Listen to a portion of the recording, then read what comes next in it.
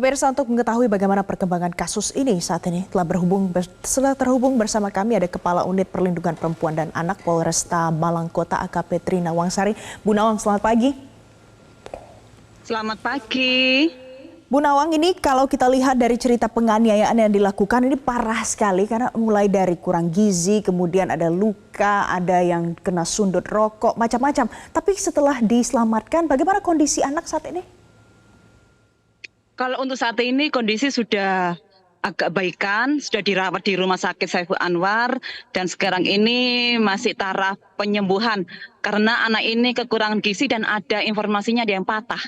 Jadi sekarang ini anak ini lagi opname. Siap. Penganiayaan ini sudah berlangsung berapa lama, Bu Nawang?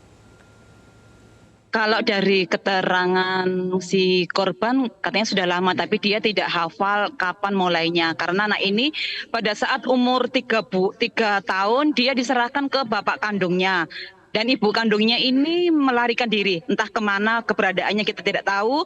Setelah ikut bapak kandungnya selama 4 tahun anak ini dilakukan penganiayaan, cuman lupa dia mulai kapan. Jadi dia tidak diberi makan, diberi makan hanya sekali saja sehari itu. Jadi anak juga tidak ingat, kemudian tidak ada informasi berapa lama. Tapi penyebabnya apa? Karena anak kandung ini kan yang melakukan penganiayaan adalah ayah kandungnya. Anak ini kemudian diserahkan kepada ayahnya. Apa yang sampai menyebabkan seorang ayah bisa menganiaya anaknya sampai seperti ini? Kalau dari keterangan si orang tua, ayah kandungnya, anak ini tidak bisa diatur. Jadi kalau namanya anak kecil minta barang apa kan juga kita nggak bisa menggak ya. Maksudnya kita nggak bisa anak ini minta apa kan kalau kita nggak punya uang ya bilang aja nanti kalau kita belikan dulu. Tapi bapaknya ini langsung mukul tanpa ada alasan tersendiri. Begitupun juga dengan neneknya, keluarganya yang lain, ibu tirinya. Jadi kayak jengkel gitu loh.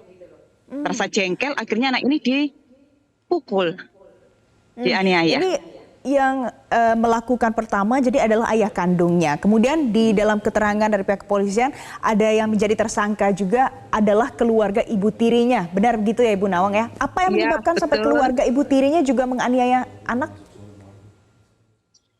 Kalau dari keterangan kakaknya pada saat itu adiknya minta kue, sedangkan kuenya ini kue kakaknya. Akhirnya dimakan sama namanya adiknya lapar kan langsung dimakan tanpa tanya.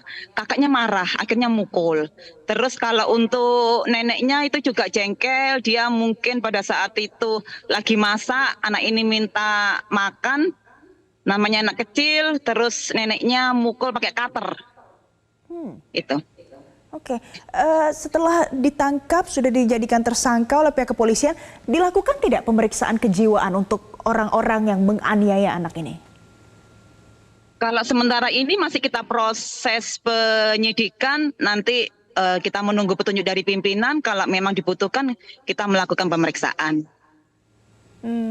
Karena sebenarnya tidak normal untuk orang-orang yang ada dalam satu keluarga kemudian menganiaya anak kecil umurnya masih 7 tahun. Bu Nawang, ini dia pertama kali pada saat kabur itu bagaimana bisa kabur dari rumah?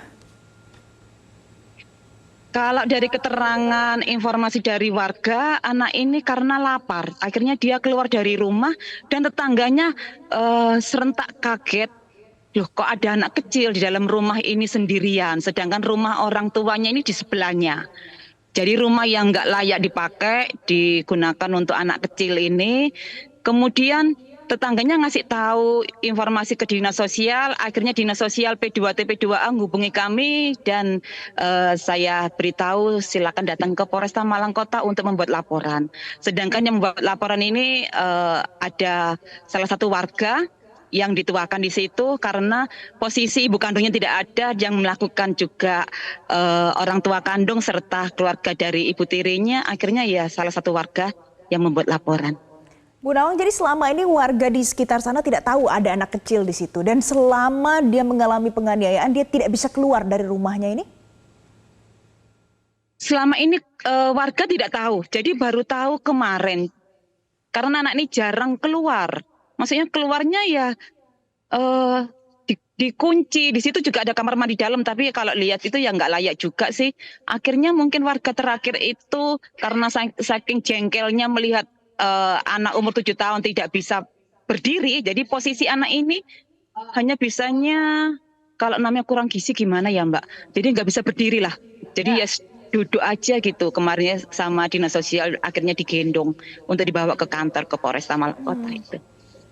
Oke, tapi sekarang apakah DN ini, anak 7 tahun ini ada keluarga yang mendampingi dia setelah diselamatkan, kemudian semuanya dijadikan tersangka, ada yang mendampingi tidak?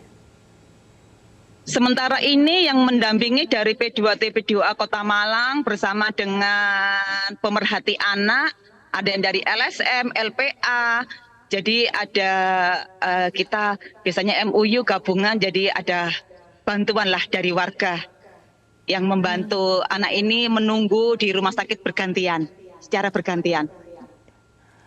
Sedikit saja Bu Nawang, ibu kandungnya akan dicek juga tidak nanti? Apa sudah dilakukan pengecekan?